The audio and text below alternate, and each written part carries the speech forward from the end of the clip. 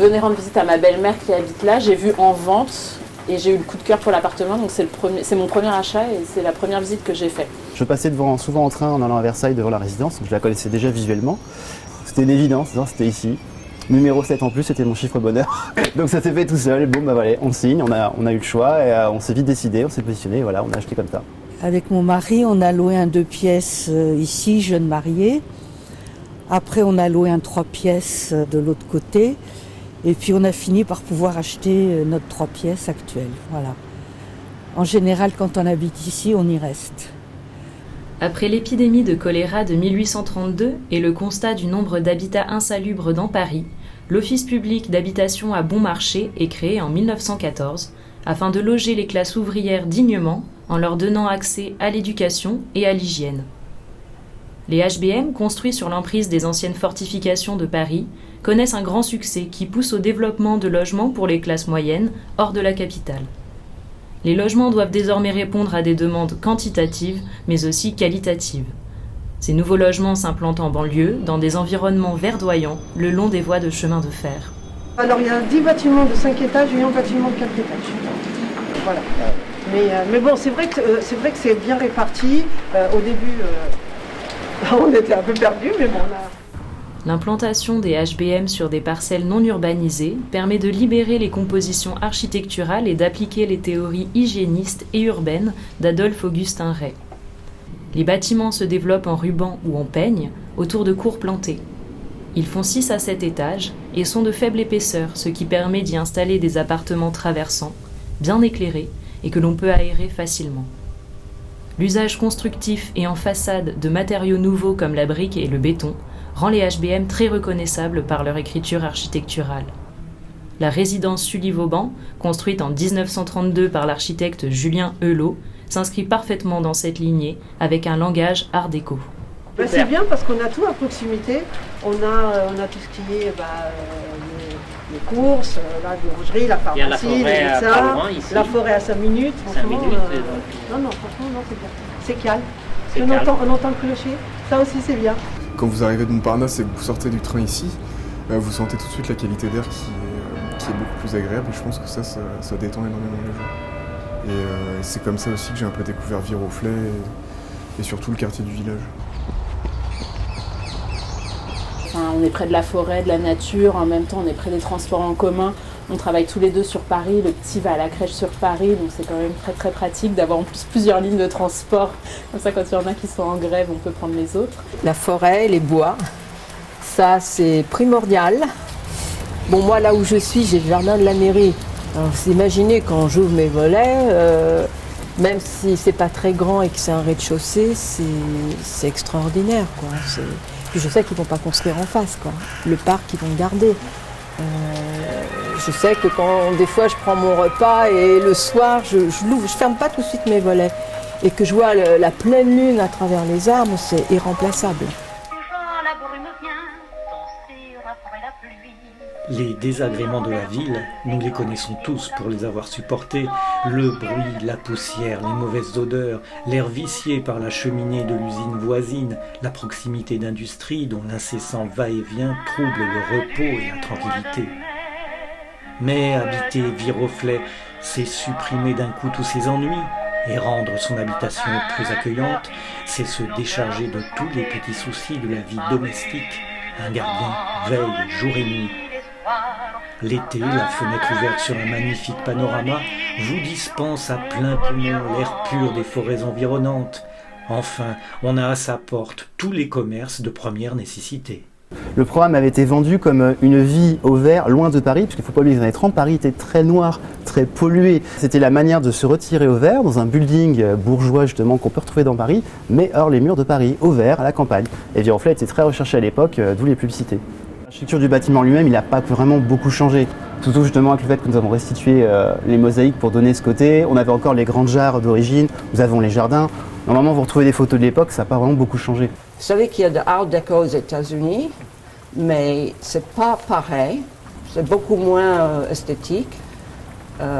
Bien souvent, il n'y a pas le mosaïque comme il y a ici, les bow windows. Bon, c'est ça. Souvent, c'est des bâtiments administratifs, plats. pas beau comme ici. L'Art déco, c'est quand même connu pour une certaine liberté. Donc voilà quoi. Moi, ça me plaît parce que c'est pas un style chargé, c'est un style épuré et doux. Ce qui me plaît, c'est les briques avec différents tons, le fait que les cours intérieures ne soient pas les mêmes. Et en plus, il y a une certaine distance et un certain volume, donc on n'a pas l'oppression d'un grand immeuble. C'est aussi des choses agréables.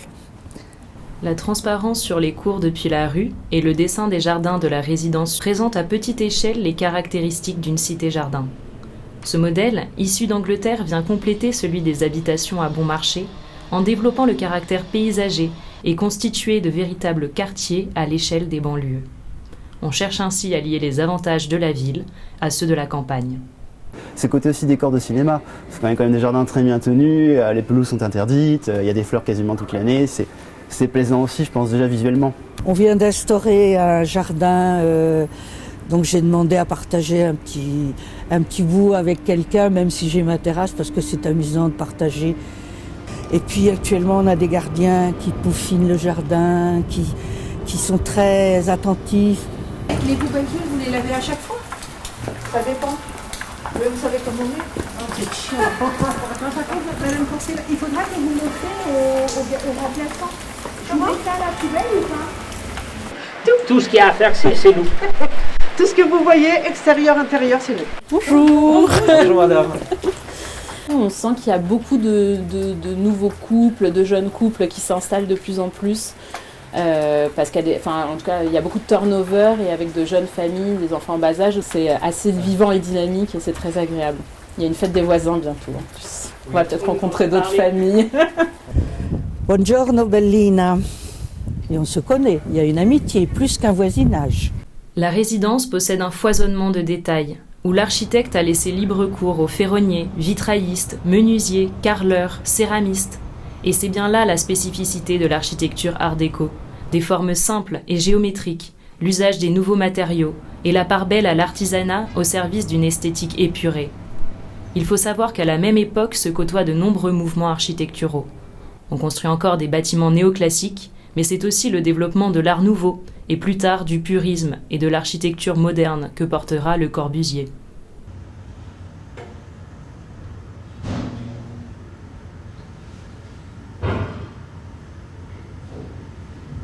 Moi, je crois que c'est toujours les escaliers qui m'ont fait craquer. Surtout, il y en a certains qui ont gardé la cage d'ascenseur d'origine en bois. Donc, c'est vraiment ce côté paquebot que j'ai pu retrouver et ce qui m'a beaucoup plu. Le jeu des lumières, le jeu des faux marbres. Il y a aussi des ouvertures à l'interpalier pour laisser pénétrer la lumière en profondeur. Donc, c'est quand même assez intéressant de la façon que ça va été créé. J'ai le B2, j'ai le D3, le H7, le L10 et celui de la rue Velchinger. Alors, chaque cage d'escalier est différente. En fait, chaque cage d'escalier a sa couleur. Bâtiment 7, on est dans les tons ocre, rose, vieux rose. Bâtiment 8, on est ton vert pistache. On peut avoir du jaune soleil. Donc, c'est vraiment un stuc qui est fait faux marbre typique des années 30, qui a été quand même bien conservé en partie basse. Et donc, vous verrez que chaque couleur est différente. Tout comme la diversité des cages d'escalier, la résidence possède une variété d'appartements, allant du T1 au T4. C'est parce que le bâtiment est en forme de peigne, peu épais, et distribué par 10 cages d'escalier, que les appartements présentent une si grande liberté et variété de composition. Ils sont grands, avec des hauteurs sous plafond de 2,60 m minimum, pourvus de grandes entrées, avec des placards. Des cuisines systématiquement séparées, des chambres entre 15 et 20 mètres carrés, ce qui donne une réelle impression d'espace. Tout le confort de l'époque est donné à ces logements. Des salles de bain avec eau chaude, le chauffage collectif, des WC séparés, des terrasses, des beaux windows et de larges ouvertures possibles grâce à l'usage du béton. Des garages pour les voitures et un local vélo. Bonjour. Ça m'a un peu rappelé un petit côté new-yorkais ou Amsterdam, je sais pas pourquoi, mais il y a vraiment eu cet aspect-là de long couloir. Enfin, moi j'ai un long couloir qui dessert en fait toutes les pièces. Et les pièces sont grandes, les plafonds sont hauts, c'est vrai qu'on s'y sent bien aussi. Enfin, j'ai l'impression qu'il y a une... on respire quand même, et c'est vrai on est au 2e étage plein nord, et pourtant il y a quand même de la lumière et de l'air, quoi, ça circule. Nous, on l'a laissé tel quel, parce que moi j'aime bien tel quel, c'est tout. C'était comme ça au départ, j'aime bien, mais c'est pas comment on dit, c'est pas fancy, c'est pas, enfin, je veux dire. Le principe bourgeois de la séparation des pièces est repris dans ces logements. Et la destination pour des classes moyennes se confirme par la présence du bâtiment L10 avec ses 4 niveaux de chambres de bonne. Même si les cuisines et les salles de bain peuvent être considérées comme petites, elles étaient tout à fait novatrices à l'époque et n'avaient pas encore tout l'électroménager que l'on a aujourd'hui. Chez moi, j'ai gardé même l'espace de l'entrée. Beaucoup de gens ont fait sauter la porte qui donne sur le salon. Moi, je l'ai conservé. L'entrée est une entrée. J'y ai mis ma collection de masques et ça me parle. J'aime beaucoup le volume des pièces, qui est grand, et puis le volume en hauteur, qui permet de pas avoir la sensation d'être écrasé. Là où j'habite, en plus, je vois la forêt du balcon, donc c'est aussi des choses agréables. Il restait donc le parquet, les cheminées, les doubles portes et aussi le bow window, qui est quand même une caractéristique particulière des années 30. Du coup, nous avons côté jardin, nous avons le séjour côté jardin et la chambre de l'autre côté, côté cour. On a vraiment un appartement traversant ouest-est. Les appartements sont dans des états de conservation et de transformation variés. Certains ont perdu leur moulure, leur double porte. Les entrées ont été annexées et certaines cloisons retirées au gré des habitants et des modes de vie. Et on s'amuse à récupérer des éléments dans les encombrants chaque mois. Donc c'est comme ça que j'ai pu récupérer des portes, ou des plaques, des poignées. Et du coup, on se dit pourquoi pas créer une banque avec des éléments que nous conservons dans une de nos salles du conseil. Et du coup, les gens peuvent se servir gratuitement s'il leur manque une porte sur mesure. Sachant que tous les gabarits sont identiques, c'est facile de réadapter d'un bâtiment à l'autre. C'est ça qui est bien. Le conseil syndical, conscient de la qualité de cette architecture des années 30, s'est engagé depuis plusieurs années dans une démarche de restauration fidèle et respectueuse de l'œuvre d'origine. Il incite les résidents à une implication responsable et financièrement engagée. Le projet de ravalement des façades devrait bientôt être lancé afin de pouvoir révéler à nouveau la bichromie des briques. Eh bien disons, je pars du principe que si une personne décide de s'installer dans cette résidence-là, elle est forcée d'être sensible à ce style-là, à l'art déco. Sinon je vois pas l'intérêt, autant s'installer dans du neuf, on a des résidences neuves juste en face qui peuvent répondre à ces critères-là, où là vous pouvez avoir un appartement, casser tous les murs, tout est déjà ouvert, vous avez un espace ouvert, c'est très bien si vous cherchez ça. Actuellement, acheter dans ce genre de résidence pour tout casser, je vois pas vraiment l'intérêt. Surtout si nous avons beaucoup d'appartements qui sont encore dans leur jus. On a certains appartements, ils ont encore les robinets d'origine, les baignoires. Donc c'est vraiment côté musée, c'est quand même assez surprenant qu'un immeuble maintenant qui a quasiment bientôt 100 ans, on ait encore pu sauvegarder ce genre d'éléments. À l'époque, disons qu'on fabriquait du durable, je pense, surtout. Donc ça se voit à l'état du bâtiment actuellement, il a quand même bien traversé le temps, je trouve.